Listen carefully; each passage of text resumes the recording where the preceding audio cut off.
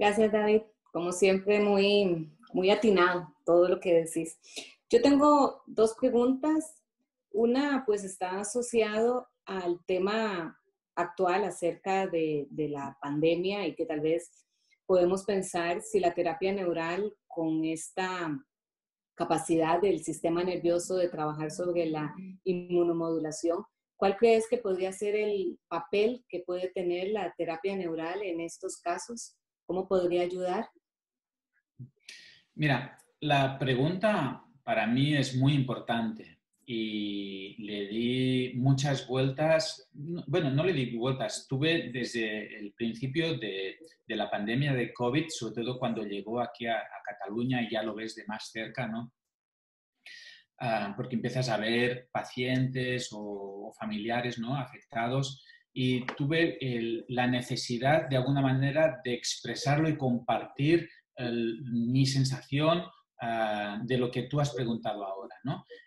¿Cómo podemos colaborar desde la terapia neural en estos casos? Por esto realicé un vídeo que colgué en YouTube, en mi canal de YouTube, en el que expongo de una manera referenciada, basándome en varios artículos científicos, expongo la relación que hay entre el sistema nervioso autónomo, el sistema inmune, la inflamación y los anestésicos locales, ¿no? Porque, claro, en eso nadie puede hablar desde la experiencia. Si te puede hablar, en todo caso, desde una experiencia personal, de una experiencia a pequeña escala. Yo he visto esto en mis pacientes, en mí y tal, pero no puedo decir que llevo años de experiencia en esto, ¿no? Por lo tanto, en gran parte es teórico, pero tenemos una buena base para poder sugerir la terapia neural también en estos casos. Y de hecho, así lo hemos planteado nosotros en varios hospitales, y en algún hospital pues hemos conseguido aplicarlo en algunos pacientes, esperando pues poder tener unos resultados concluyentes para poder exponerlos, ¿no? Pero sí hay esa relación, y si alguien está interesado, como es una charla más larga, pues le animo a que lo vea en ese vídeo que realicé. Okay. Y la otra pregunta va asociada, muchas veces los pacientes cuando llegan le dicen a uno, y mire, ¿será que la terapia neural me funciona para eso? ¿Y dónde usted me va a aplicar? O sea, la gente siempre lo individualiza y dice, es que yo tengo dolor acá, entonces, ¿será que eso me funciona? O tengo un tinnitus, ¿será que para eso me funciona? O sea, como si fuera, ¿verdad? Este asunto como de protocolo. Hay un protocolo para esto, hay un protocolo para lo otro. ¿Cómo le podemos responder a los pacientes ante eso? Así es, ¿no? Esto nos sucede también mucho a los profesionales. Cuando das un curso, los profesionales, ¿no?, los médicos, odontólogas, te empiezan a preguntar sobre sus pacientes o sus familiares. Y para este caso, ¿qué harías? Y la terapia neural va bien para el dolor del codo, y la terapia neural va bien para la psoriasis, y la terapia neural va bien para la migraña, y la terapia neural va bien para la infección de orina.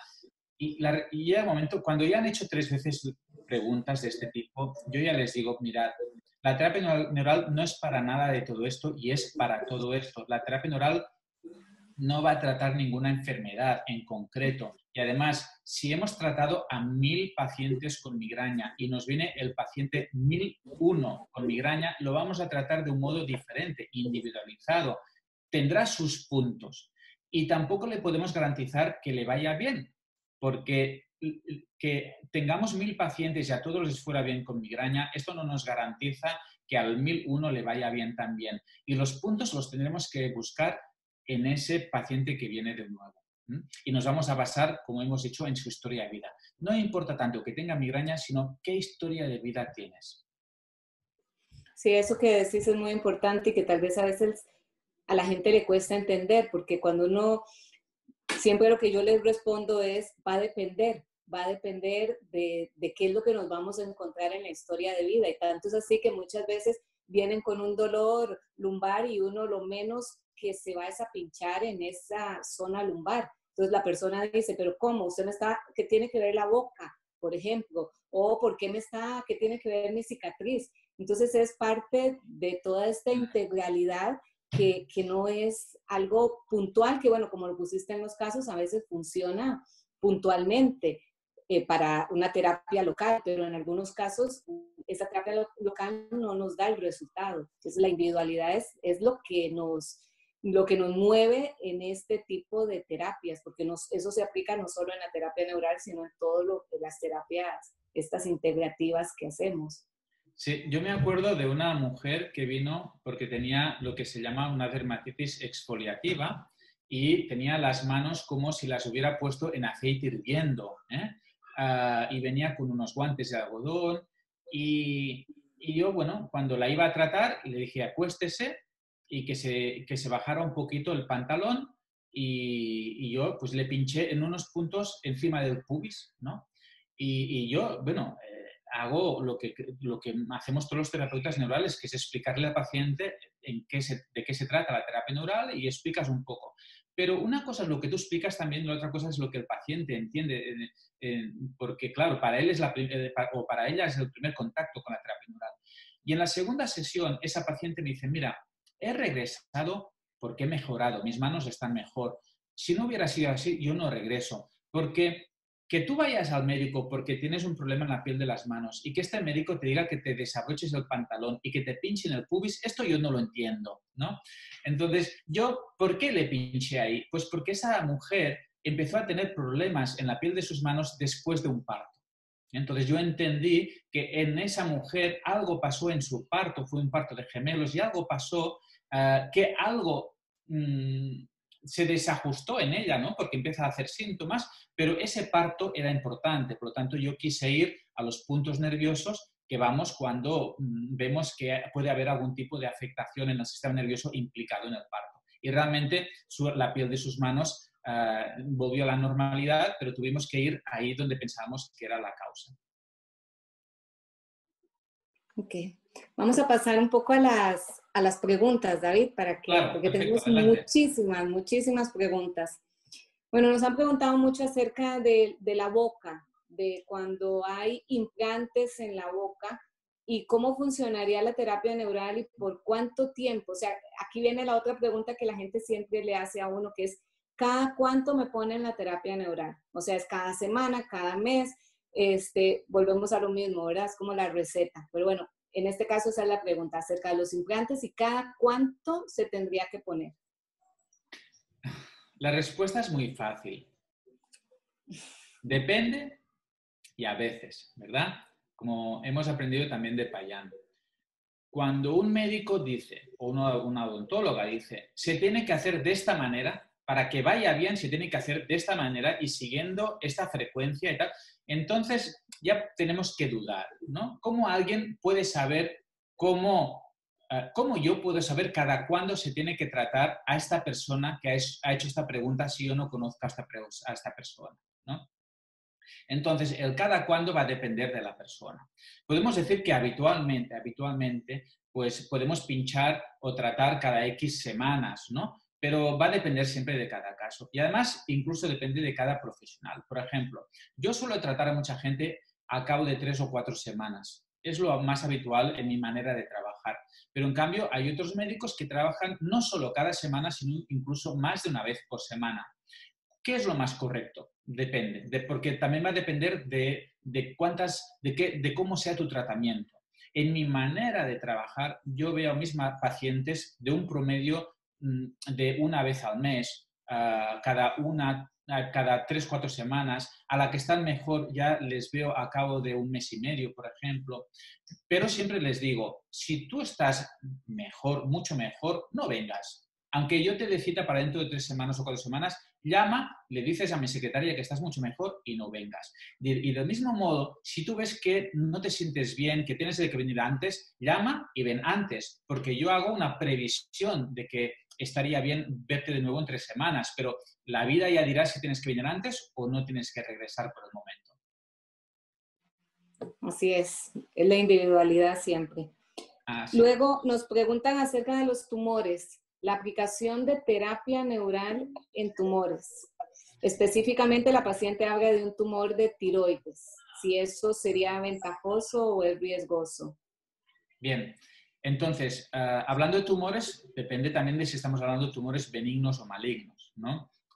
por ejemplo, yo tengo bastante experiencia en tumores benignos, ¿no? En tiroides, por ejemplo, tumores benignos, pues yo he visto desaparecer varias veces, porque son tumores a veces que tampoco no son de intervención quirúrgica urgente, ¿no? Si se ha visto que son benignos, pues la cirugía, y si hay una normofuncionalidad del tiroides, pues la cirugía no es urgente y a veces ni siquiera está indicada, sino que se hace un seguimiento. Entonces, en casos de estos, o como por ejemplo un meningioma, ¿no? Que sería un tumor craneal, pero que no es de extirpación urgente y a veces si no da síntomas tampoco no tiene unos criterios quirúrgicos, tú tienes tiempo de ir tratando con terapia neural. Entonces, yo he visto desaparecer varios tumores benignos, pero lo podemos hacer con esa tranquilidad porque se va haciendo un seguimiento, ¿eh? Ahora bien, cuando un tumor benigno desaparece y tú has estado haciendo terapia neural, tampoco puedes saber seguro de que ha desaparecido por la terapia neural. O sea, la terapia neural estaba ahí, pero también hay personas que pueden tener una desaparición del tumor sin hacer terapia neural, o igual esta persona, además de terapia neural, está haciendo otros tratamientos. Por lo tanto, como médicos no podemos decir yo he tratado a alguien de un tumor benigno y le ha desaparecido debido a mi terapia. Esto es un poco de soberbia. Yo puedo decir, yo he tratado a esa persona y esa persona le ha desaparecido el tumor, hemos hecho terapia neural, pero tampoco podemos saber seguro que sea por eso, sino que la terapia neural estaba allí, ¿no? Ahora, ¿qué sucede en tumor maligno? En un tumor maligno, la experiencia que tenemos es que podemos ayudar a los otros tratamientos que esté haciendo ese paciente. Yo siempre aconsejo a paciente que se ponga en contacto con su oncólogo, con su oncóloga, que haga sus tratamientos y la terapia neural puede complementar muy bien. Por ejemplo, en un paciente que tenía un cáncer de colon y el cáncer le produjo una obstrucción del colon, entonces vino a la consulta, yo le pinché puntos, lo que hemos visto del reflejo, y el tumor del colon se redujo de manera que el paciente pudo volver a evacuar. Su obstrucción del colon desapareció por 2 veces. Vino a cabo en una semana con un cuadro parecido y volvió a pasar lo mismo. Es decir, en cuadros de patología maligna, nosotros podemos estar ahí para ayudar al paciente en su camino, en el dolor, en la inflamación, en la función, en lo que sea, ¿no? Y a ver qué pasa, ¿no? Y a ver qué sucede. En un caso de tiroides o de cualquier otro, estamos ahí, podemos hacer terapia neural y ya veremos en qué podemos ayudar. Perdón. Nos pregunta el doctor Mauricio Leiva de Costa Rica que si puedes ampliarle un poco acerca del abordaje diagnóstico del campo interferente. Claro. ¿Cómo detectar un campo interferente, verdad? Peter Dosch, médico alemán, que fue un referente internacional, que escribió un fantástico libro y atlas de terapia neural. En un libro de los que escribió decía terapia neural, el saber dónde, ¿no? Es decir, el anestésico local puede tener un efecto terapéutico cuando lo administras por vena, ¿verdad? Cuando lo inyectas en una vena o en un músculo. Pero en terapia neural va a depender del punto donde tú lo inyectas, por tanto, del dónde es importante. Y sobre todo, como dice el doctor Leiva, lo importante será en un campo interferente si tú detectas ese campo interferente y pones el anestésico local justo en este punto. Por lo tanto, lo importante es cómo detectar. Fíjate, yo hablé de un aparato muy importante para detectar campos interferentes y lo presenté en el Congreso Internacional de Terapia Neural que Rubén Calvo organizó en el 2006 en Villa Langostura, en Patagonia, en Argentina. Y ahí presenté ese aparato. Ese aparato se llama Dialogotron. Y ese aparato, que se llama Dialogotron, sirve para encontrar puntos. Es decir, utilizar el diálogo, la historia de vida, ¿no? Es decir, preguntando al paciente qué siente, dónde lo siente, desde cuándo lo siente, dónde hay síntomas y también no solo hablando, sino mirando. A veces en el paciente vemos cosas en su organismo, pliegues, arañas vasculares, infecciones, vemos cosas que también nos sugieren que ahí puede haber un campo interferente. Es decir, mirando, tocando, muchas veces también palpando al paciente, que es algo que desgraciadamente se ha perdido mucho en medicina, que es el palpar, pues palpando al paciente, mirando, escuchando, podemos detectar dónde hay campos interferentes. Yo trabajo de esta manera. Ahora bien, hay compañeros, hay compañeras neuroterapeutas que buscan puntos también con aparatos de electroacupuntura o bien mediante la kinesiología, buscan o detectan puntos de campos interferentes con kinesiología. Mi manera de trabajar es con el diálogo, es escuchando, preguntando, mirando y palpando. Pero hay otros instrumentos como la kinesiología o la electroacupuntura que van muy bien porque hay muchos compañeros que lo utilizan desde hace muchos años. Nos pregunta Eddie acerca de la diferencia entre la lidocaína y procaína. O sea, ¿cuál sería la diferencia ahí en utilizarlo de acuerdo a la efectividad? Es buena pregunta, es una pregunta que sale siempre cuando hablamos de terapia neural, porque hay muchos médicos que trabajan con procaína, odontólogas, y otros con lidocaína. Clásicamente la terapia neural se ha trabajado con procaína porque primero la procaína fue el primer anestésico local y por lo tanto la primera bibliografía es con procaína porque es la que se hacía en aquel momento y con los hermanos Hune que fueron los primeros que lo utilizaron como terapia neural, aunque hay mucha investigación sobre todo desde la Unión Soviética de efectos terapéuticos de los anestésicos locales también con procaína, que en aquel momento se llamaba novocaína, pero la lidocaína es otro anestésico local. Unos son de familias diferentes, unos son amidas, otros son ésteres, se metabolizan de modo diferente. La lidocaína se metaboliza en hígado, la procaína se metaboliza en el mismo plasma sanguíneo, no se metaboliza en hígado. Y la verdad es que como anestésicos sí hay diferencias, ¿no? Que ahora exponerlas aquí nos llevaría bastante tiempo. Pero respondiendo, me imagino, al objetivo de la pregunta, si hay diferencia en la terapia neural utilizar uno. Bien, yo creo que ningún terapeuta neural puede responder a esto, porque yo llevo 28 años haciendo terapia neural con procaína. Por lo tanto, yo no puedo hablar de qué es hacer terapia neural con lidocaína. No puedo. Yo puedo decir que tengo muchos amigos y compañeros y compañeras que utilizan la lidocaína en la terapia neural. Entonces yo puedo decir, según me manifiestan mis compañeros, con la lidocaína va muy bien. Pero yo no puedo comparar. Y yo puedo decir, según muchos compañeros míos y compañeras y yo mismo, con procaína nos va muy bien. Ahora bien, para que un médico diga que es lo mismo o que uno es mejor que otro, tendría que hacer un estudio que es imposible de hacer. ¿Por qué? Porque es imposible encontrar diferentes grupos de personas con las mismas historias de vida para poder inyectarles a unos con procaína o con lidocaína. Por lo tanto, no podemos decir si es lo mismo o si uno es mejor que otro. Lo único que yo me atrevo a decir es que ambos se utilizan en terapia neural y ambos encontramos fenómenos en segundos, buenas respuestas y por lo tanto yo creo que uno utiliza básicamente el anestésico que tiene más accesible. Hay muchos países donde no se consigue la procaína y se utiliza la lidocaína y siempre pues, los compañeros cuentan las mismas experiencias que los que utilizamos la procaína. A partir de ahí, nada más que decir.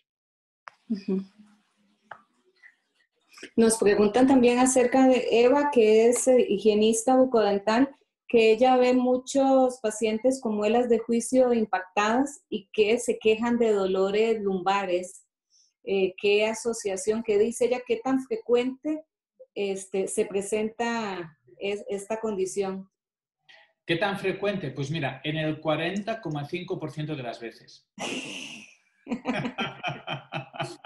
Que lo anote bien. No, la frecuencia no la podemos saber, evidentemente, ¿no? Se tendría que hacer un estudio de todo el mundo que tiene dolor lumbar, de todo el mundo, o una N muy grande, un grupo grande de personas, son estudios que son imposibles de hacer, ¿no? Pero si Eva revisa el vídeo, cuando lo colguéis, el vídeo, verá que hay una diapositiva en la que se ve, ¿verdad?, la relación, los cambios de los ejes, de las curvaturas de la columna vertebral cuando a alguien le aplican una ortodoncia. De la misma manera puede ser cuando hay un cambio en la oclusión o cuando hay unos cordales, unas muelas de juicio que están alterando. Es decir, hay una relación, hay mucha más bibliografía que lo explica, los mecanismos de acción, en cómo los cordales o unos cordales en mala posición o retenidos, cómo pueden repercutir en toda la columna. Del mismo modo pueden hacer un dolor lumbar que pueden hacer un dolor cervical. Ahora, la frecuencia es bastante frecuente. Es bastante frecuente. La verdad es que todo traumatólogo tendría que mirar la boca, todo odontólogo o odontóloga tendría que mirar y preguntar más allá de la boca. Algo que nos están preguntando bastante es acerca de los tatuajes. O sea, si los tatuajes afectan, si hay que desinterferirlos, hablan si con pápulas, si es subcutáneo. Bien, los tatuajes afectan siempre que son de animales, no cuando son de vegetales, ¿eh? Y hay que pincharlos siempre y empezando por la derecha y terminando en la izquierda. ¿Verdad? A veces buscamos que nos digan el sí, el no, el cuándo, y no es así, ¿no? No es así. Es decir, ¿los tatuajes afectan? Depende. La respuesta como docente es muy fácil, ¿no? Que es depende, ¿no? Los tatuajes, pues habrá personas que sí, habrá personas que no, habrá personas que... Yo he visto personas con un pequeño... Si se acuerda, si os acordáis de este tonel que decía Lawrence Fisher, ¿verdad? Que se iba llenando. Entonces puede pasar que la persona tenga su sistema básico, su matriz extracelular, su mecanismo de curación, de compensación, lo tenga saturadísimo por los motivos que sea. Y se hace un pequeño tatuaje y ya no lo tolera y se descompensa. En cambio, hay personas que están llenos de tatuajes o llenas de tatuajes, pero viven en equilibrio con sus tatuajes. Por lo tanto, el tatuaje no es ni bueno ni malo, como todo en este mundo, ¿verdad? Sino cómo tú toleras y aceptas ese tatuaje. O incluso a qué te recuerda, con qué lo relacionas. Y si decidimos inyectar un tatuaje, ¿cómo lo hacemos? Yo, aprovechando que estamos ahora haciendo este vídeo, digo que las pápulas, que sería esa inyección que se hace intraepidérmica, en la misma epidermis, las pápulas es un tipo de inyección muy utilizada en terapia neural, pero yo no la practico. Yo hice pápulas durante más de 10 años, porque fue como lo aprendí, pero llevo más de 10 años sin hacer pápulas. Por lo tanto, yo lo que he observado es que la inyección intraepidérmica, la inyección de la pápula, es muy útil, pero también podemos hacerlo sin hacer la pápula, lo cual es menos doloroso. Por lo tanto, yo inyecto un tatuaje igual que inyecto cualquier otra parte del segmento, que es más bien subcutáneo, ¿eh? Y en un tatuaje, lo que yo sí aconsejaría es no inyectar en la misma piel tatuada, ¿eh? Para evitar mover los tóxicos que hay en el tatuaje, sino siempre por debajo. Y inyectar desde la piel no tatuada, poner la aguja debajo y hacer como flotar ese tatuaje en procaína o lidocaína o el anestésico que utilicemos. David, algo que también han preguntado bastante es acerca, bueno, siguen preguntando mucho de la frecuencia, pero preguntan acerca de los dolores. La gente siempre relaciona la terapia neural como una terapia para dolor. Y creo que volvemos otra vez al tema de historia de vida y lógicamente hay personas a las que va a funcionar muy bien, pero no podemos decir es una terapia para dolor. ¿Pero qué les podrías decir? Sí, así es, ¿no? Lo que sucede es que el dolor es un motivo de consulta para cualquier médico. Entonces, el dolor es algo que nos lleva a acudir a la doctora o a la odontóloga, ¿verdad? Y yo puedo tener un problema en una muela o en un diente, pero hasta que no me duele, yo no voy a ver a la odontóloga. Entonces, no solo en terapia neural, sino que en medicina en general, el dolor es el motivo muchas veces que lleva al paciente a acudir. Ahora bien, la terapia neural, como además es un anestésico local, se relaciona dolor anestésico, ¿no? Y como además de terapia neural, pues puede haber respuestas muy rápidas en pacientes con dolor, pues fácilmente también se la relaciona con dolor. Para mí, quizás un perjuicio que se le hace a la terapia neural son esos terapeutas neurales que dicen terapia neural, terapia del dolor, ¿no? Ya nosotros mismos como terapeutas neurales a veces lo relacionamos de un modo lineal, ¿no? Y además tenemos que recordar que nosotros no hacemos un tratamiento del dolor, nosotros hacemos un tratamiento de la persona, tenga dolor o tenga algún otro tipo de afectación, ¿no?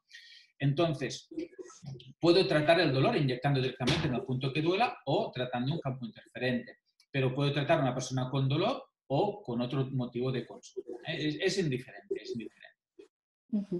Pero hay que recordar que podemos tratar a cualquier paciente con cualquier motivo, aunque no tenga dolor y aunque no tenga cicatrices. A veces vienen pacientes y dicen, yo es que no tengo ninguna cicatriz. ¿Tiene sentido que venga a hacerme terapia neural? ¿No? Y no, la terapia neural, y esto me imagino que también tiene mucho que ver con los propios terapeutas neurales, de la manera que tenemos de explicar la terapia neural, no lo podemos reducir ni al dolor ni a la cicatriz.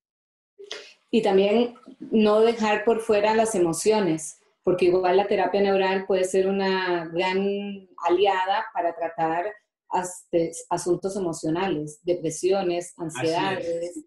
Así es. Y aquí también tenemos una parte de responsabilidad, una vez más, los propios terapeutas neurales, ¿no?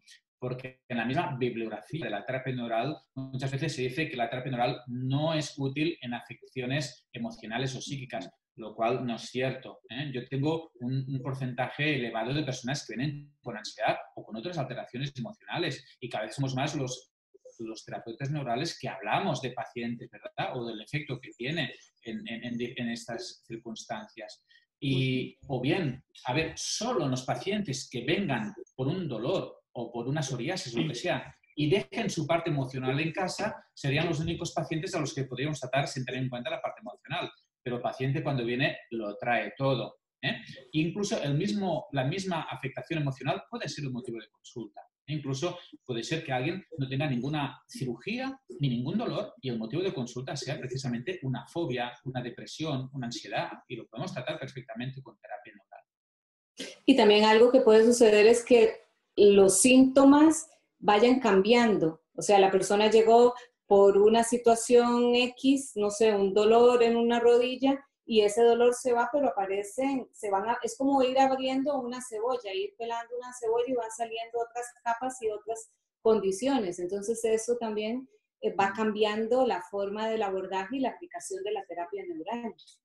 Así es, ¿no? Y muchas veces esto es difícil de entender por parte del paciente, ¿no? Porque esa persona venía porque le dolía la rodilla o venía porque tenía un estreñimiento y tú empiezas a tratarle y regresa un dolor de garganta cuando decía, bueno, pero yo hacía años que no tenía un dolor de garganta, tú me has inyectado por mi estreñimiento o mi psoriasis o mi dolor de rodilla y ahora, por culpa tuya, vuelvo a tener un dolor de garganta. Entonces, no, hay que recordarle o hay que explicarle que cuando nosotros tratamos a su organismo y su sistema nervioso autónomo, a veces se mueven memorias, irritaciones pasadas, pero porque no es que lo hagamos nosotros, lo hace su sistema nervioso autónomo en esa búsqueda de la autoecoorganización, ¿verdad? En esa reorganización que hace el paciente para reequilibrarse. A veces lo que hace es mover alteraciones pasadas, incluso para solventarlas, para solucionarlas y dan síntomas, ¿no? Por lo tanto, esas afectaciones pasadas que van a dar síntomas a veces simplemente son una memoria que emerge, pero igual para resolverse o para recordarte que tienes que inyectar en ese punto para neutralizarlo, para quitar esa irritación y para seguir ayudando a que la persona pues, recupere su equilibrio. Hay una pregunta interesante que dicen que si la terapia neural se podría dar en gotitas tomadas. Bueno, me imagino que la pregunta no es si la terapia neural se puede dar en gotas, sino el anestésico local. Es decir, sí, bueno. Exacto. Hay personas, por ejemplo, que dicen, me hicieron terapia neural en una cicatriz o me hicieron terapia neural en un diente. No se puede hacer terapia neural en una cicatriz o en un diente, ¿no? La terapia neural se le hace a una persona. Ahora bien, ¿se inyectó una cicatriz o se inyectó un diente? ¿No? Pero siempre tienes que ver cómo es la respuesta de esa persona. Entonces, haciendo terapia neural, es decir, aplicando un anestésico local en diferentes partes del cuerpo para ver si esa persona recupera su equilibrio, nosotros podemos aplicar el anestésico local en inyecciones, pero también de otras maneras, en gotas, en los ojos, en el oído, bebida, podemos beber el anestésico local, nos lo podemos poner incluso en enema, en lavativa por vía anal, también podemos ponerlo vía sanguínea, podemos aplicarla de diferentes maneras. Sí, hasta quizás la manera nebulización. menos vía con aerosoles, vía nasal, con gotitas nasales también, efectivamente, Patricia. Ahora bien, quizás la vía que sería más difícil o la que yo no le veo efecto es la vía tópica. Es decir, porque la procaína o la lidocaína no se absorben a través de la dermis o se absorben de una manera que no es eficaz a nivel de terapia neural. Por eso hay que inyectarla. O a nivel de dermis pasaría esto, a no ser que sea un lugar donde hubiera pues, una irritación en la piel o una herida donde sí podríamos aplicarlo localmente o una úlcera cutánea, por ejemplo. Y ya por las últimas, nos hablan acerca de metales pesados. O sea, una persona con niveles altos ya, ¿verdad? Por laboratorio, ¿qué tan efectiva podría ser la terapia neural? Si eso limita la efectividad de la terapia neural? Una vez más, depende y a veces, ¿eh? Y si alguien se atreve a responder sí o no a este tipo de preguntas, es que sabe mucho, ¿verdad? Porque sabe todas las variables posibles que se pueden dar como para responder a sí o no a estas preguntas, ¿no? Es decir, si alguien toma cortisona, si alguien tiene una intoxicación por un metal o por lo que sea, si alguien tiene una antena de telefonía móvil al lado de su casa, si alguien tiene cualquier elemento que le esté afectando, la terapia neural le va a ser útil o no. Pues depende a veces, pero yo lo probaría. ¿Por qué? Porque hay personas que toman mucha medicación, mucha cortisona y muchos antibióticos, lo que sea, y tú le inyectas y hace una gran respuesta. ¿Mm? Y alguien puede estar lleno de metales pesados y tú le inyectas y puede hacer una gran respuesta. Depende de cómo esa persona responde al estímulo que tú le has dado. Y hay personas que hacen una dieta vegetariana, que no tienen ningún metal en la boca, que no tienen ningún déficit de nada y viven en el campo sin un campo electromagnético contaminante a su alrededor y tú le inyectas y no ves respuesta. Es decir, yo no veo que haya ninguna de estas variables que puedan ser suficientes para que alguien responda o no responda a la terapia. Uh-huh. La última pregunta es acerca de una señora que pregunta de su hija con síndrome de Down, si eso puede ser como una limitación para poder encontrar los puntos donde aplicar la terapia neural. Qué buena esa pregunta, ¿eh? Mira, es muy buena esa pregunta. Yo no llevaba muchos años haciendo terapia neural cuando una abuela me preguntó si yo podía tratar a su hija, a su nieta, perdón. Y le pregunté que qué le pasaba a la nieta. Y me dice, mira, mi nieta tiene una malformación cerebral y tenía pues unas limitaciones neurológicas muy importantes debido a esa malformación cerebral. Y yo le dije, no puedo tratar a su nieta porque su nieta tiene ese déficit debido a esa malformación y la terapia neural ahí no podía hacerle nada, ¿no? Y la abuela me dijo, es que me gustaría que la trataras, pero es que su nieta tiene esto, yo no puedo tratarla. Y la abuela insistió y me dijo, es que a mí me fue muy bien. Y yo le respondí a la abuela, mire, usted tenía infecciones de repetición, le ha ido bien para sus infecciones de orina de repetición, pero lo que tiene su nieta es diferente. Y como ella insistió, yo pensé, bueno, será más fácil ver a la nieta, hacerle el tratamiento con terapia neural y que la abuela se convenza de que no puedo hacer nada, que no, ahora aquí convencer a la abuela de que no puedo hacer nada. De manera que vino la nieta, la traté y esa niña mejoró muchísimo. Las limitaciones no eran de la niña, las limitaciones eran mías. Yo tenía las limitaciones de pensar que no podía ayudar a esa niña, ¿verdad? Sin probarlo antes. Entonces, yo a esa niña la traté unas cuantas veces, es una niña que hizo un cambio, una madurez neurológica, que la hizo ella, no la hizo la terapia, pero la terapia neural la pudo ayudar bastante. Era una niña que igual tenía 7, 8 años, hizo un cambio muy importante y es uno de esos casos que a mí me ha servido mucho para aprender, ¿no? Entonces, ¿quién tiene las limitaciones? ¿El paciente, la terapia o el terapeuta? Exactamente. Somos nosotros que nos limitamos a veces. A ver, David, ya para terminar, te quería preguntar en estos días de cambio que estamos pasando todos, de aprendizaje, ¿qué estás haciendo para estar bien, para cuidar tu salud mental, física? Bueno, primero tendrías que preguntarme si estoy bien, si estoy mentalmente equilibrado, ¿verdad? Tú por supuesto que yo estoy así. y la verdad es que, bueno, estoy estresado. Bien no estoy. Yo no sé si alguien está bien. Espero que sí. Pero bien no estoy porque veo mucha gente que está confinada, que está a falta de libertad, que estamos en una situación que nadie de nosotros esperaba hace unas semanas, unos meses, que no sabemos dónde nos va a llevar. Pero por otro lado, estoy bien porque veo que también mueve mucha solidaridad, mucha respuesta de la gente desde sus casas, respuestas que son esperanzadoras. Entonces, recordando escritos de Payan también, qué es estar bien, qué es estar mal, qué es la salud, qué es la enfermedad. Y todo es un proceso. Es decir, no estoy ni bien ni mal, depende del momento y lo estoy todo a la vez, no estoy ni enfermo ni sano, ¿no? Es un proceso. Hay días que me levanto mal, hay días que me levanto bien. Y la verdad es que yo lo que hago es tener objetivos. Tener objetivos. Y creo que esto es algo que nos ayuda mucho, ¿no? Tener objetivos y hacer lo posible para llevarlos a cabo. Y no importa si estos objetivos después van hacia un lado o hacia otro, porque entonces te pones unas expectativas que quizás te hacen sentir menos bien. Es ponerte objetivos, ponte a trabajar y descubre dónde te llevan estos objetivos y el camino que tú estás haciendo para conseguirlos, ¿no? Si, quizás estos objetivos y el trabajar para ello te van a llevar a otro lugar al que tú esperas, ¿no? Entonces, estar abierto a que te lleven y a descubrir a que te lleven a cualquier lugar, ¿no?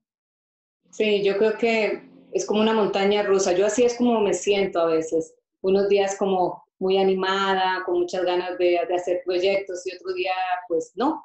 Pero la verdad que también es como no ir contra corriente, sentir lo que haya que sentir y no ser tan duro consigo mismo, porque a veces Yo, queremos, somos muy duros con nosotros mismos y es un momento para como cuidarnos, chinearnos pero yo estoy igual en esa misma línea de hacer objetivos. Esto que nació de esto que estamos haciendo ahora es uno de esos objetivos diarios que dije, bueno, conectémonos y comuniquemos y también le podemos compartir y enseñar a la gente lo que nosotros hacemos y eso nos motiva, ¿no? creo que algo muy importante para todas y todos es tener una buena capacidad de adaptación, como cualquier ser vivo. A mayor capacidad de adaptación, pues me imagino que menor enfermedad o mejor o menor insatisfacción o como le queramos llamar, ¿no? Es adáptate a tu entorno, adáptate al momento, el momento cambia continuamente, el entorno también, entonces a mejor adáptate, aprende a adaptar. Así es, hay que adaptarnos. Es un proceso de cambio y por eso a los niños les cuesta menos porque se adaptan, tienen esa facilidad de adaptarse. A nosotros Así. ponemos más resistencias. Y bueno, y en el día a día, que para todos nos cambia, pero tal vez nos puedes compartir algo que te hace feliz, que te ilumina el día. ¿Qué cosas hago? No, ¿qué te ilumina el día? A veces son pequeñas las cosas como que nos hacen felices, tal vez en un momento, pero en tu día, ¿qué te hace feliz? Mira, cosas bien sencillas. En este momento en el que estamos de confinamiento, donde cuando trabajamos o cuando vamos por la calle tenemos que ir con la mascarilla y no puedes abrazar, ¿verdad? Que estamos muy acostumbrados a abrazarnos, pues tengo la suerte que estoy confinado pues con la familia, ¿no? Y entonces ese abrazo con Teresa, por ejemplo, ¿no? Ese abrazo con los niños, con las niñas, ¿no? Con tus hijos, esto ahora pues quizás lo valoras más que nunca. Y a veces simplemente el hablar, el compartir, el comunicar. Y quizás esta es una de las cosas que uno de los precios que yo pago por mi trabajo, ¿no? Y como has dicho tú al principio cuando me has presentado, el estar motivado para hacer lo que hago hace que muchas veces encuentre poco tiempo para esto, ¿no? Y entonces valoro mucho, aunque sea el momento pequeño de ese beso, ese abrazo, ese dar la mano, ¿no? Y que a nosotros los latinos ya nos gusta hacerlo ¿no? ¿Verdad? Con amigos, amigas, incluso con pacientes que les das un beso al entrar y a salir, pues estos días quizás es lo que más valoras. Muy lindo eso. Ok, David, tal vez ya ahora sí terminamos, pero para que nos contes un poco de los cursos, porque tal vez mucha gente está interesada, bueno, estos cursos van dirigidos a médicos, me imagino a odontólogos, pero puedes contar un poco de cuándo inician, cuál es la modalidad. Sí, mira, si yo hago 28 años que hace 28 años que hago terapia neural, hace 20 años que me dedico también a la docencia de la terapia neural. Por mi manera de ser, yo sentía la necesidad de compartirlo. Además, cuando empecé había muy poca oferta de cursos, ¿no? Muy poca. No solo en España, sino en muchos otros países. Y entonces llevo 20 años con eso y siempre decía que la terapia neural no se puede enseñar online, a distancia. Lo he dicho muchas veces, ni tampoco se puede enseñar pues, sin estar presente, ¿no? Y ya bueno, en el año 2004 empezamos ya a hacer docencia en la Universidad de Barcelona, en el campus docent Sant Joan de Déu. Y empezamos a hacer un máster que lleva 15 años ya de máster, ¿no? Y después de unos cuantos años de hacer el máster en la Universidad de Barcelona, había una gran demanda de compañeros de América, de Latinoamérica, que querían hacer el máster, pero no podían venir en nuestro formato que era una vez por mes, ¿no? No podían venir a Barcelona una vez por mes. Entonces, accedí a hacerlo semipresencial, es decir, hagámoslo online, pero nos tenemos que ver al menos 2 veces al año, 40 horas y 40 horas, ¿no? Y ahí yo tuve que hacer también un cambio de estructura para abrirme a esa modalidad semipresencial. Y realmente ya creo que llevamos 7 años haciendo este máster semipresencial desde la Universidad de Barcelona y ya llevamos, la verdad que son experiencias muy positivas, que tú conoces muy bien. Y debido al confinamiento por el coronavirus, claro, hemos tenido que anular cursos y yo dije, seguro que se tienen que anular.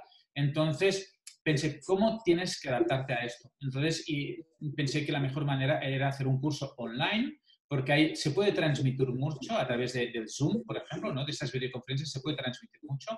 Puedes explicar de casos, hacer historias de vida, enseñar técnicas mediante vídeos y comentando vídeos.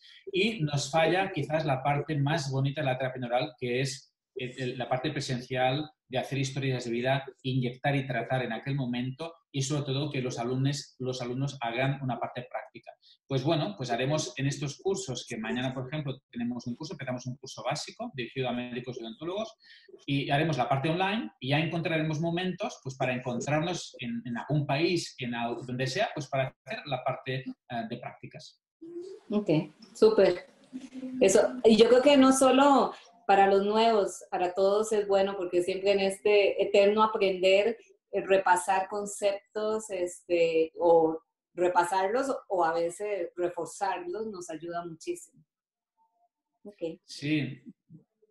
Y la Bueno, suerte David, de poder compartirlo desde diferentes profesionales de diferentes países y que en esta formación pues estamos conectados, ¿no? Desde Barcelona a Costa Rica, ¿verdad? Brasil, Argentina, México. Tenemos esta conexión en el que hace también que podamos aprender más y mejor compartiendo entre diferentes profesionales de diferentes países que nos encontramos pues en congresos, en cursos y así aprendemos conjuntamente. Que todo eso está en terapianeural.com. O sea, si alguien quiere, entra a terapianeural.com y ahí, ¿verdad? Va a encontrar toda la información, aparte de que hay artículos y está también la información para este curso, ¿no es cierto? Así es, Patricia. Ok, listo. Bueno, David, muchas gracias. Gracias a todos. Para que sepan, esta grabación la vamos a estar pasando tanto en el YouTube de la Clínica Kumara, como también David lo va a estar compartiendo en su YouTube. Así que, y esperemos que este sea el inicio de muchas más que vengan. Gracias a todos por compartir con nosotros. Muchas gracias a todas y a todas por estar aquí escuchando, compartiendo este momento. Gracias, Patricia, por organizarlo y a Kumara y bueno, y ahí seguimos trabajando en equipo, conjuntamente para avanzar. Okay. Chao. Chao.